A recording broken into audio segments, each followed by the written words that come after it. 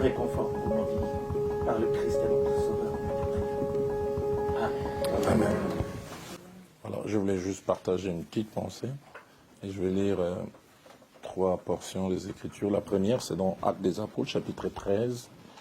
Je vais lire en 2 temps, versets 21 et 22 d'abord, et puis verset 36. Francis, tu pourras nous aider pour la lecture? Actes des Apôtres 13, 21 à 22 et puis 36. Et Lama, tu peux me préparer la seconde portion, Jean 17, verset 4. Acte 13, 21 à 22 et puis 26. Lama va nous préparer 21 à 22 puis 36. Lama va nous préparer Jean 17, verset 4. Et puis moi, je terminerai avec 2 Timothée, chapitre 4, verset 6 à 7. Acte 13, 21, 22, et puis 36.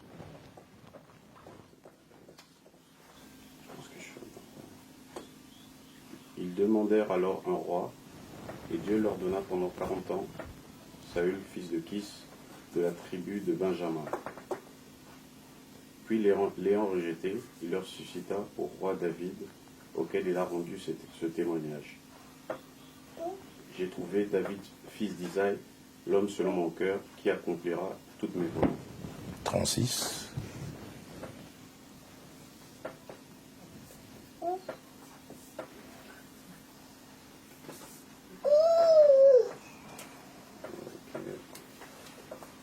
Or David, après avoir en son temps servi au dessein de Dieu, est mort, a été renié à ses pères et a vu la corruption. Merci beaucoup. Jean 17. Jean 17, 4. J'ai été glorifié sur la terre, j'ai achevé l'œuvre que tu m'as donnée à faire. Merci beaucoup. Je vais lire 2 Timothée, chapitre 4, versets 6 à 7. Car pour moi, je sers déjà des libations, et le moment de mon départ approche. J'ai combattu le bon combat, j'ai achevé la course, et j'ai gardé à la foi. Je voudrais juste, durant quelques minutes, parler sur les thèmes tirés de Actes 13, 36, servir au dessein de l'Éternel en son temps. Ça, c'est une phrase la plus merveilleuse que je trouve dans la parole de Dieu, où, en résumé, dans ce verset, nous avons montré 1, David a vécu. Il a existé à une certaine époque. Et puis 2, il est mort. Mais 3, avant de mourir, sa vie a servi à quelque chose. On dit, or, David, après avoir en son temps servi au dessein de Dieu, est mort, a été réuni à ses pères et a vu la corruption. Chacun de nous a eu un jour don de la vie. Peut-être ces dons pour lesquels vous et moi n'avons pas participé. On est étonnés de voir un jour qu'on existe. Mais la grande question, c'est pourquoi nous existons? Est-ce que nous entrons dans la vie par la naissance et nous sortirons un jour par la mort? Peut-être une grande cérémonie grandiose, plein de fleurs. Mais entre les deux, nous faisons quoi? David n'est pas venu en touriste sur terre. Il a eu une vie qui a servi à quelque chose. Mais ce que j'aime déjà, c'est Acte 13, verset 22, quand Dieu a rejeté Saül, il a dit, j'ai trouvé David, homme selon mon cœur, et dit, qui accomplira toutes mes volontés.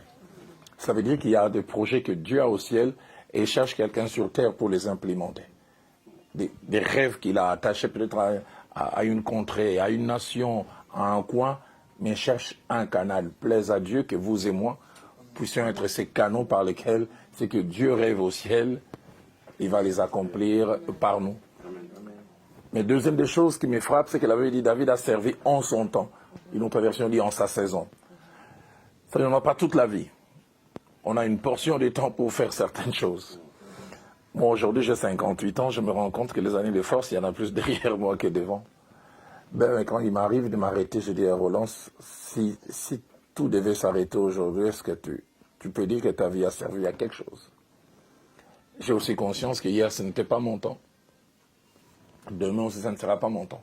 Mais ça, c'est une saison que Dieu m'a donnée d'exercer une influence qui de plus en plus va très très loin et même au-delà de mon entendement. Donc la deuxième pensée, j'ai insisté pour savoir que nous n'avons pas l'éternité. Nous avons un temps limité. Et dans ces temps limités, on a un temps de vigueur, un temps de force, et puis un temps où la force ne sera plus. Plaise à Dieu que nous puissions capitaliser cela. Mais la troisième et avant-dernière pensée qui est très très importante, que Dieu m'a vraiment mis à cœur, c'est que toute personne qui arrive à vivre dignement, à accomplir ce que Dieu veut qu'il accomplisse, quitte cette terre avec un sentiment de devoir accompli.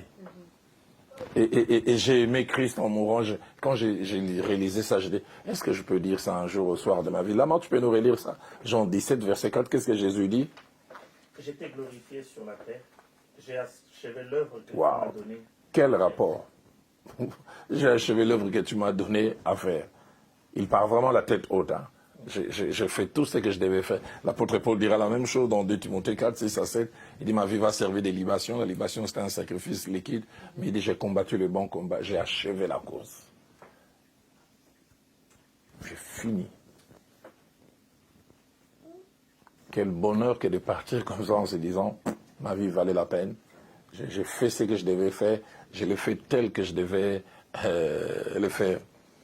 Et la quatrième et dernière chose, attachée à tout ça, sachant que Dieu a investi en nous et le Dieu qui a investi en nous attend que nous puissions fructifier ce qu'il nous a donné. Ma prière est vraiment le vœu de mon cœur. C'est tous ces derniers temps, je suis en train de faire une étude sur 3 personnes. C'est Abraham, c'est Gédéon et David. Et la Bible dit de ces 3, ils sont morts dans une vieillesse heureuse.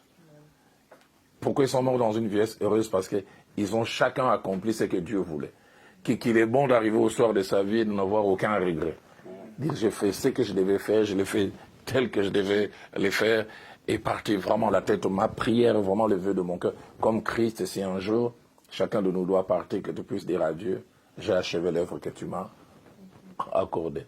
Tu puisses dire comme l'apôtre Paul, j'ai combattu le bon combat, j'ai achevé. Mais j'insiste, nous n'avons pas l'éternité pour ça. Nous avons un temps. Or, David, en son temps, en sa saison, il a servi au dessein de l'être. Mais la dernière des choses, je reprends sur la première, en disant, Dieu a des projets au ciel et il cherche des personnes sur terre. Et plaise à Dieu que nous soyons alignés avec lui pour connaître ses projets. Sinon, nous allons faire plein d'autres bonnes choses, mais qui sont en dehors de ce que Dieu veut. Est-ce qu'on peut se tenir le main?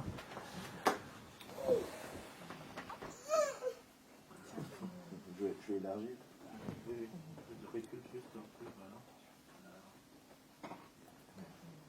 Ceux qui connaissent les chants vont les chanter avec moi. Dieu est fidèle, je le crois. Dieu est fidèle, oh oui, je le crois. Par sa parole, il me conduit. Dieu est fidèle et je peux compter sur lui. Je voudrais que nous prions dans ces 4 directions. La première, j'aimerais que chacun de nous puisse d'abord bénir Dieu pour les dons de la vie. Seigneur, merci pour la vie que tu m'as donnée. Et je sais que cette vie, tu me l'as donnée pour un but. Alors aide-moi à accomplir ces buts. Papa, je n'ai jamais demandé d'exister. Je constate simplement que Dalo a existé. Et en me faisant exister, tu m'as placé au Congo, en République démocratique du Congo, à Kinshasa. Papa, je te supplie, permets que le but pour lequel tu as permis que j'existe soit atteint. Je ne voudrais pas passer à côté. Je ne voudrais pas passer à côté. Je voudrais servir au dessein de l'Éternel en ma saison. Je voudrais servir au dessein de l'Éternel en ma saison. Je voudrais jouer ma partition. Je voudrais un jour partir avec le sentiment du devoir accompli.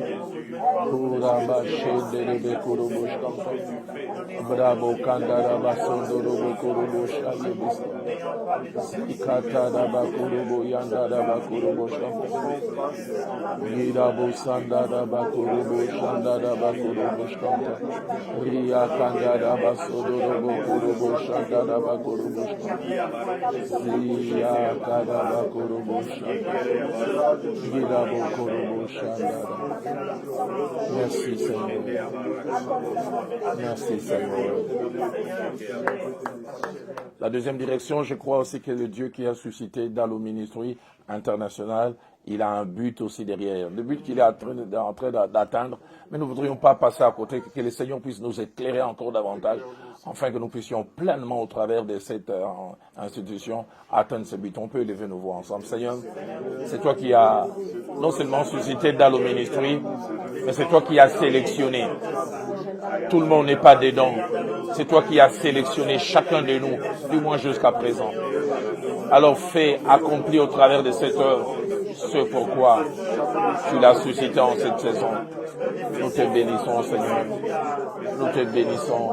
Et nous croyons, Seigneur, qu'avec tout ce que tu nous mets ensemble comme idée, cette œuvre ira encore de l'avant. Que tout l'honneur et la gloire te reviennent.